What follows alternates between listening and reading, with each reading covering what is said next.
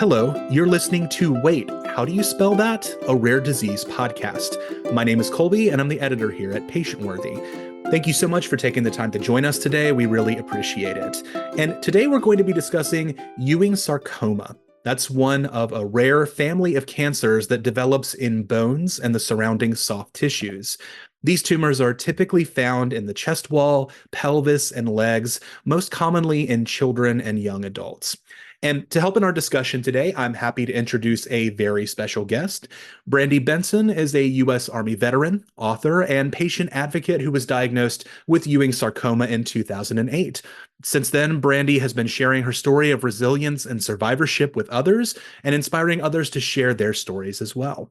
Brandi, welcome to the show. Thank you so much for having me, Colby. It is such an honor to be here, and I'm so excited to share my story about positivity, resiliency, and just getting the awareness about Ewing sarcoma in general is really important. So thank you for having me. Great. We're excited to have you as well. Thank you so much for taking the time. And to start with, would you mind sharing some more information about Ewing sarcoma for those who may not be familiar with the condition? Yes. So you did a really great job on like a high level on Ewing sarcoma, where it's located, the types of individuals that can be exposed or can get that type of cancer. So again, it's normally in the elongated areas in the body. So the ribs, the legs, or the arms. I had it in my left inner thigh area and discovered it in 2008, like you said. So the cancer can spread to your lungs, your spinal cord, your brainstem. So it's pretty devastating when it does happen. Normally it's found again in children. So I ended up getting it in, I think I was 24 years old. So it's kind of out of the normal range of getting Ewing sarcoma, but it is also predominantly in young little boys. So we're not sure how I got it, but hey, I did.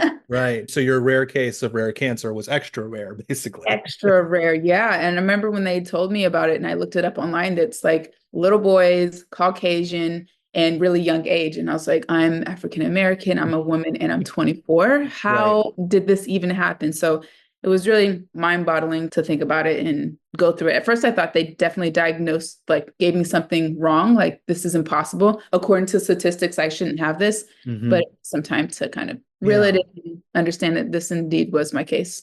Yeah. So take us back to 2008 then, when you were diagnosed. You just started your career with the Army, had just completed basic training. When did you first notice that something was wrong? Yeah, so it was about 2008. It was December timeframe, and I had been working out a ton. Like I was working out like I was training for the Olympics, and it was mainly because that's all there is to do when you're deployed. It's not much else but working out and doing the missions and things like that. So I was working out about like 3 times a day, like really, really working out a lot. And I remember one day, it was probably the middle of December, and I was just experiencing like extreme fatigue. I was just so tired. And I thought, well, maybe it's because I'm working out a lot. I'm away from my family, away from my friends. It's in the middle of December. It's Christmas time. I'm literally worlds away from my family. So I thought that's why I was so tired, just chalking it up to like the external things. And then like a week after I noticed how tired I was working out and I was stretching, and I had done legs that day. And I took my left leg and I pulled it up to my chest, and I was laying on my cot and I felt a lump as I ran my hand down the mid part of my leg on the inside. And I felt a lump and I was like, oh, that's weird. And I grew up as an athlete. I played basketball, soccer. I played on AAU teams, Olympic developing teams. I did all of these really great things, and I had never seen a lump just kind of like pop out of nowhere. And I was like, that's so strange. But because I was in the best shape of my life, literally, I'm running faster than some of the guys. I have a damn six pack. Having a six pack as a woman is very hard. But I mean, it speaks to like how much I was working on, how great in shape I was. So to think that this lump was something detrimental to my health never crossed my mind. I thought, well, maybe I like pulled a muscle or something, something strange, but I didn't think it was like cancer related. I had no idea. So initially it's just a lump popped out of nowhere. Literally one day I found it. And then I showed like the medics, I showed my friends, I showed my NCO, and everybody was so concerned. And they kept asking me like, why isn't this bothering you? Like, why don't you feel like something's going on? I had no idea. Literally didn't cross my mind that something was wrong, but everybody else thought something was wrong. So when I went to the medics, I showed them my leg. She kind of cupped it because you could like cup it in your hand. She was asking me, does it hurt? Are there any other lumps anywhere? She said she brought another individual in, another doctor, and they looked really, really concerned. And again, looking back, hindsight, and I'm just like, I saw all the red flags, but I didn't like acknowledge them. And so after that, I was immediately that day sent from my fob echo, which is Diwania. It's like, I think 190 something miles south of Baghdad. I was sent from my fob echo all the way to Baghdad, sent to Baghdad. And then from there, I was sent to Germany. And then that's when everything went crazy and hit the wall. Yeah. Well, as you mentioned earlier, Ewing tumors are very rare. Obviously, this being a soft tissue or bone related tumor wasn't something that was immediately crossing your mind. It sounded like with this, because only a few hundred cases of this are diagnosed in the US every year, and most of those in young children and teenagers, as you said.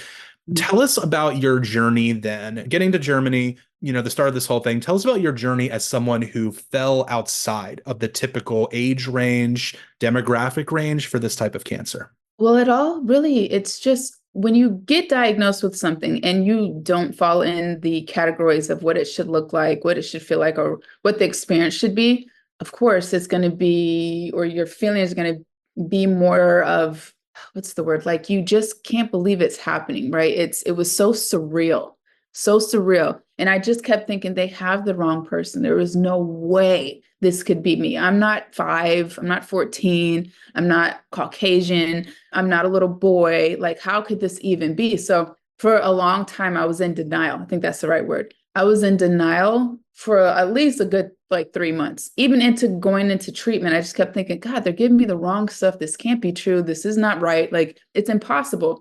So just going through the whole motions of not trusting that the doctors knew what they were doing was really hard for me to accept, like later on, that this in fact was my case and this was happening. So for me, it was just an experience of disbelief. I could not believe that this was happening to me. And then learning that it was so rare on top of, it not being statistically my makeup of what it should look like. It just didn't make any sense. It was really hard to understand and to grasp. And because of that, I think it just took a longer time to accept what was happening because I was just disassociated with the entire experience for a good 3 months. Mm-hmm. Yeah, and I know one aspect of your journey in particular is that your doctors were not necessarily optimistic about your prognosis. And as you mentioned, receiving any sort of cancer diagnosis would understandably have an effect on someone's mental health. But I know that receiving a diagnosis with outcome is so uncertain, it had a profound effect on you. Can you take us back to this time in your life then? Yes. So when I was first diagnosed, because they had never seen a case like we were saying, it's very rare. And I didn't go to any type of specialist at the time. What they were reading me was everything off the medical books, like what they had learned. It's going to spread to your lungs, your spinal cord, your brainstem. Potentially, I'm going to have to amputate my left leg. And again, I grew up as an athlete. So that was also devastating on top of what I was facing. And the doctors were telling me that I had about a year to live, that if I make it past a year, that there was no way that I'd make it past 5 years. And I remember them coming in and having me update my will constantly. I just feel like they really didn't think that I was going to make it past that year because of what they had been, they'd been taught in school, but they had never really actually worked on a patient that had Ewing sarcoma. So I understand they were preparing me and getting me ready in the event that, these terrible things were going to be occurring. But I had my mom who was there the entire time. She was like a really great support system. And while we were there, we just can't believe what's going on. But she ends up one of the days, I think it was like probably like my third cycle that I had gone through with the chemotherapy. And the doctors had been coming in, they're very, I'm not going to say pessimistic, but they're not hopeful about what's going to be happening with my future. So one of the days I'm doing my treatments, it's finished, it's over. She creates a sign that says, do not enter unless you're feeding her, giving her vitals, or giving her medication. And she put this sign on the front of the door. So it stopped all of the banter that was coming inside, them thinking that I'm going to die, them wanting me to update my will, them really not really sure how to answer the hard questions that I had. And so when she was able to control like the narrative, she came back into the room and she sat me down and she said, I know the doctors don't think you're going to make it. I understand that. And she said, there are miracles every single day. Why can't you be one of them? She's like, you can't give up on yourself. And when I kind of fed more into that perspective, everything changed dramatically, right? Because now I feel like I have somebody who believes in me, right? I don't have to listen, not have to listen, but I don't have to go into the direction of those doctors saying that I could potentially pass away. And then having my mother there kind of Hmm. nudging me the other direction was really powerful because that really allowed me to explore another avenue of looking at cancer from a different perspective, not something like this is going to be the end, I'm going to die, everything is over, but more towards everything's going to work out after we're Hmm. finished with all of this treatment and things we're going through. Like, what's the next step after that? How great is life going to be? And that Hmm. really allowed me to be more positive and optimistic about what I was experiencing. I started responding to the treatment better because at first the cancer was not responding to the chemotherapy, but after we kind of changed in our mind frame to something more positive, I started responding better. My attitude towards life became more positive. Things just really changed dramatically having a support system, family, Hmm. and whatever that is. But my mom really changed the trajectory of my experience with that whole entire outlet with cancer. That's great. And so she told you just what you needed to hear and was kind of Exactly. answering the inverse of what the doctors were doing. They were trying to prepare you for what if the end happens, and she was trying to prepare you for, well, what if it doesn't? Exactly. And so Right. you have both positive things and you have the Hmm. option of choosing which one you want to go with. And life made me feel better, happier, right? So Hmm. that's why we kind of started fitting into that and what all that was going to be and how great life was going to be, what I was going to do after my cancer experience. So that really, really helped us. Yeah. So then what was the first sign during your recovery where you felt like things were moving in a positive direction with your body? When my mother had that really Yeah. positive pep talk and she told me that everything was going to be fine, that I had a future, Hmm. that changed everything. Because before then, all we're hearing is, I'm going to die. They're going to cut my leg off. Negative. It's going to be completely different. You only have a year left to live. But when I heard a different perspective of everything's going to be fine, that no Hmm. matter what happens, you're going to live, it changed Yeah. 100%. And of course, any cancer diagnosis changes the trajectory of somebody's life. And Of that's what course. happened with you, your career with the military, your physical fitness, the Mhm. goals that you had set for yourself. As a cancer survivor, how did you have to reframe your thinking then afterwards to adjust to your new normal? Yeah, I really had to like sit down with myself and give myself time to mourn the person that has just basically died. They're gone. I'm no longer this Brandi Benson that didn't have cancer, that her leg is not affected. Like all those things that and dreams that I used to have, they're gone. All of them, they're gone. So I had to mourn that person. I had to allow myself to be okay with saying goodbye to this old individual because I was at the end of the day, what I was trying to do was like fight for this old life, right? I wanted so badly to return back to who I used to be, but it's impossible to do that. This new person just experienced a super traumatic experience. I've had so many leg surgeries. My leg looks different. I'm not the same person. So I had to like understand who this new Brandi was and what I like to do, what was I good at, but also just looking at it from a positive perspective as this is an opportunity to like reinvent myself. And when I started doing that, everything started working out. And I felt much more comfortable with myself and more purposeful because I also too wanted to help individuals that were going through similar situations, whether that Mhm. was a veteran or a cancer patient. Yeah, so then looking back on these phases of your life, then diagnosis, treatment, recovery, survivorship, is there anything that you feel like you learned about yourself along the way that surprised you? Yes, I've definitely learned that I think we're all a lot stronger than we think we are, for sure. I feel like when your back is like up against the wall, all you have is strength. That's it. That's all you have. And I also learned that treatment, specifically with cancer, I feel like it's more of a mental game than it Hmm. is a physical like experience. Because yes, you go through your experience with cancer, but it strips all of your strength away. Like Hmm. you go in, I went in with a six pack. I was extremely strong. When I was finished with all my treatments, my surgeries, I was 130 pounds. I was extremely thin. I was so frail. I was so physically broken down and weak, but my mindset was so strong, like the strongest it's ever been. And I think going through something like cancer, I think mentally it's a mental battle, really. You just got to Mhm. be mentally fit and prepared to take on that challenge. Okay.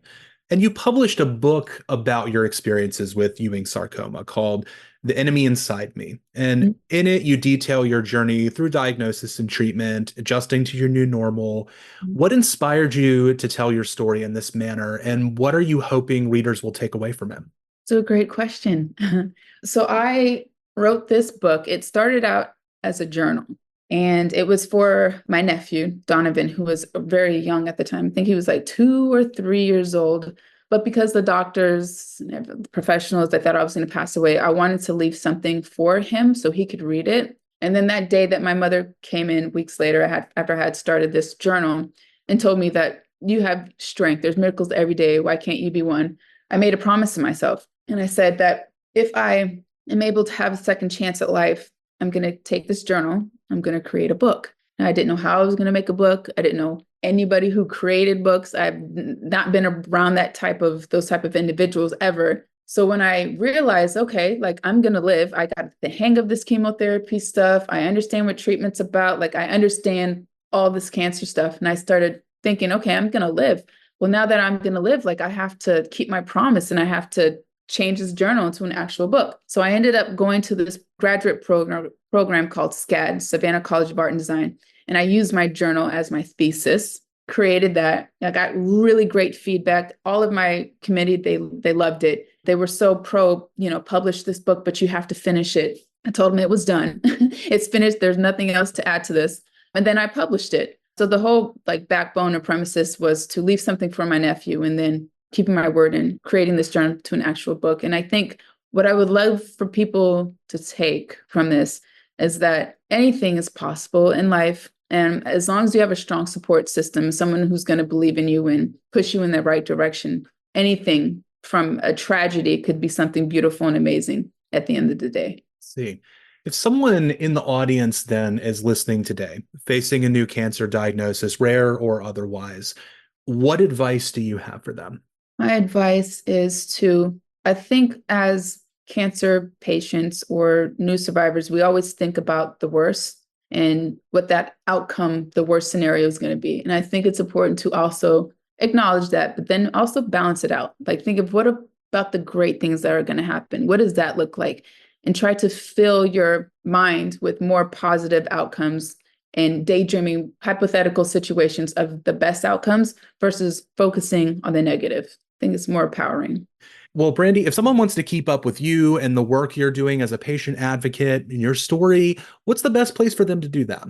This is a really great question. So I'm working with Bristol Myers Squibb on a series called Survivorship Today, which aims to help people understand what it's like to live with long-term cancer. So it's stories like these that allow us to share our story, help other people, provide resiliency, hope, all of that great stuff, and just let people know that they're not alone. But you can definitely check more about that on Survivorship Story at survivorshiptoday.com. Okay.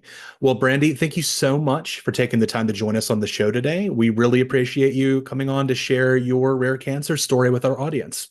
Thank you so much for having me. And if you'd like to learn more about Brandi, like she said, her work as a patient advocate, or maybe pick up a copy of her book, you can check out her website at brandilbenson.com. You can also connect with her on Facebook, Instagram, YouTube, and more.